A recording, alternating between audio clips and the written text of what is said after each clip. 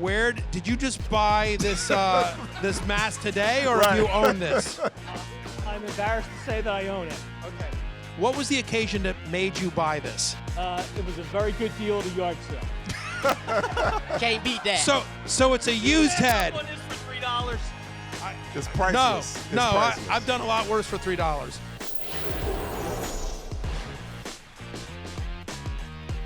We are eating good in the neighborhood this Sunday when the Fantasy Football pregame show broadcasts live from Applebee's in Pittsburgh. The restaurant at 6570 Steubenville Pike will open just before pregame kicks off at 11. Come on out early to start your tailgate party with us this Sunday and ask your sit-start questions ahead of the big Sunday night football matchup between the Steelers and Cowboys. If you're not in Pittsburgh, you can watch the show live on Peacock and at youtube.com/NFL on NBC. But Pittsburgh, we're coming, baby. We're coming. I don't know what, like the guy that wore the Eagles head, what would you wear if you're I guess just maybe a Steelers helmet? The terrible towel. Terrible towel would be like rock. dress up as like Jack Lambert. Yeah. Terry Bradshaw. That's a good one. Najee Harris. Najee Harris, sure. All the Steelers legends. Yeah, exactly. By the way, I cannot confirm or deny this rumor, but I've heard a rumor that Antonio Brown is going to streak naked through the Applebee's. Just going to come by, pop by, say hello. That would actually be terrifying. Would it? It probably would be. How I'd respond Not to that. the most surprising on the surprising scale, No. to be honest with you. No. All right, fellas, Monday Night Football. Congrats, good prop. Tony Pollard, over 14.5 receiving yards. Yes. JSN, over 4.5 receptions. Easy. Jay, big apologies about Will Levis getting hurt. That's not your fault. 100% would have won. We would have went 3 for 3. We would have gone 3 for 3. We did go 2 for 2. But 2 for 3, I should say. So I think the lesson here is to follow me and Connor and fade Jay. I agree. All right, Monday Night Football fantasy takeaways. The Lions beat the Seahawks in a barn burner, 42-29. A perfect night for Jared Goff, Matthew. 18-18, 292 yards, 2 touchdowns. Is this more about the Seahawks defense, or is Jared Goff back on track right now?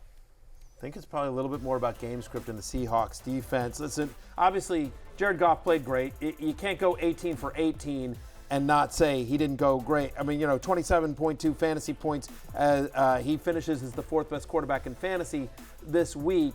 The one thing I will say, though, is that they run a lot when they get in close. I mean, remember, the Lions put up 42 points, and I don't know if they're putting up 42 points every week. Like, I know this is going to sound weird to say, but I feel better about Jared Goff after last night than I did before, but I don't know that I'm feeling, oh, yeah, the guy, he's back, yep. He's fully back as a fantasy asset. Like, again, he played great from an NFL perspective here, but, like, this is a guy that only attempted 2 deep passes. His average up the target was under 5 yards in this game, right? And I think the big bomb to Jameson Williams, which is part of the playbook, obviously, but, that skews it somewhat as well. Game script helped a great deal. But, again, they get in close. They're giving it to Gibbs. They're giving it to Montgomery, and just feels like the days of that they want to be a running team. This is the team that wants to run the ball, and so I think Jared Goff is more high-end QB2 than QB1, despite the QB4 finish last night. Yep, and this team, they wanted to run the ball last year, but their run rate over expectation is even higher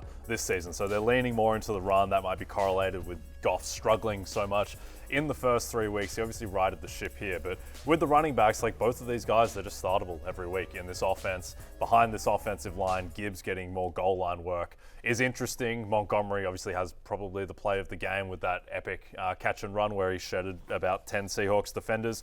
But think about that, right? Jahmyr Gibbs gets 2 up-the-middle goal line runs for touchdowns. David Montgomery catches a 40-yard pass, right? It's like they're mixing and matching. It is not Gibbs is the third down back and David Montgomery is the is the early down grinder. Like, they're mixing and matching these guys. And the fantasy takeaway is that both guys are every week starters. Doesn't matter. Yeah, this is Dave Montgomery just going beast mode here. Unbelievable. Nice to see Amon-Ra throw a touchdown pass, and huge game for Amon-Ra St. Brown. He threw one, he caught one. Last year's ride or die. Probably should have gone back to him and just made him my ride or die again this year. He should just be my ride or die for life. Would have been a safe pick. A little bit, but also, like, he had the one game in week 2 where he had the 18 targets. Outside of that, 6 targets, 8 targets, 6 targets. There's just a lot of guys in this offense, and they don't really want to throw the ball. So, look, I thought that was absolutely foreseeable that Amon-Ra could be the number 1 wide receiver in fantasy this year. I think that's probably not on the cards. Again, that goes with their run-heavy script here as well. By the way, just just a fun fact that I want to bring up, that Jared Goff, of course, catches a touchdown pass as well. We don't expect that every week, but that contributes to the 27 fantasy points for him. But just worth noting that so far in the year, Jared Goff now has more receiving touchdowns than Deebo Samuel, Brandon Ayuk, Jaden Waddle, George Pickens, Sam Laporta, Travis Kelce, Trey McBride, Mark Andrews combined. He has more receiving touchdowns than all those guys combined. Because of course he does. And he's got one. Welcome to fantasy football. He's got one. It's a good The catch. rest of those guys have zero. Beautiful throw. Beautiful throw. He really He kind of was. laid it in there. Yeah, he really did. Yeah. And, Goff ran his route. He beat his man to the corner. There you go. Yeah. There you go. On the other Anyway. side, Kenneth Walker, a big night in his return, 3 Fur up. touchdowns. You had the Sunday night Because the miracle. Lions have fur. Fur up. Right. I don't know if they're going to run with that one. I don't think We'll that's see. going to carry. Put it in there. We'll Let's just think see, about yeah, it. workshop it. Yeah. Bird up. Here you go. Here's the... You're almost Monday Night Miracle, man. Kenneth Walker. God, so brutal. But Kenneth Walker did everything he could. It's not his fault that he's got a cheating teammate in Tyler Lockett and the refs were against us as well. It's a conspiracy theory. But first career game with 3 touchdowns. 19% of his rushes this year have gained 10 or more yards. He's a big play waiting to happen. And I think the exciting thing about Walker is they're using him in the passing game. We talk about how Geno Smith wants to throw so much. Well, the fact is that Ken Walker is part of this passing attack. Double-digit target share through 2 games. As you see it there, he's got a 10% target share in the 2 games that he's played this year. Nice to see Charbonnet get some work in this game. He wasn't completely forgotten, but clearly this is Ken Walker's backfield. This mirrors what we talked about in the preseason. They want KW3 to be a workhorse. They really do. It's just going to take another injury for Kenneth Walker, for Charbonnet to be a guy that you consistently start. I mean, he's a really good player. He's just buried by the amount of touches Walker gets. Yeah, absolutely. And when it does get into more throw game script, Charbonnet is going to be out there a little bit more, but clearly Ken Walker's back. The last 2 things I just want to mention on this game very quickly is, one is that I thought Laporta looked good. I know I didn't know he didn't do much here, but I just think he's really interesting. And the last one I wanted to say is who is it? AJ Barner, the tight end for the Seahawks. Yeah, he caught the touchdown. He got the touchdown.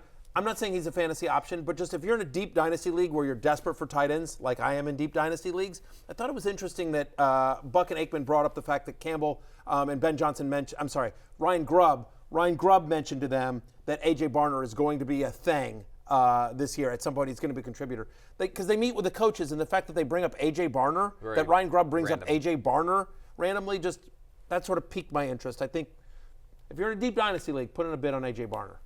Hey, it's Matthew Berry from NBCSports.com and RotoWorld.com, and I want to thank you so much for watching whatever it is you just watched, or if nothing else, being too lazy to click out of the autoplay after this video started, after whatever it is you actually wanted to watch finished. But now that you're here, I'd like to take a moment here to ask you respectfully now, okay? I'm asking you respectfully to subscribe to the NFL on NBC YouTube channel. You'll get the latest RotoWorld fantasy news headlines, all sorts of great shows, including my own Fantasy Football Happy Hour. So go subscribe now. Again, I'm asking respectfully.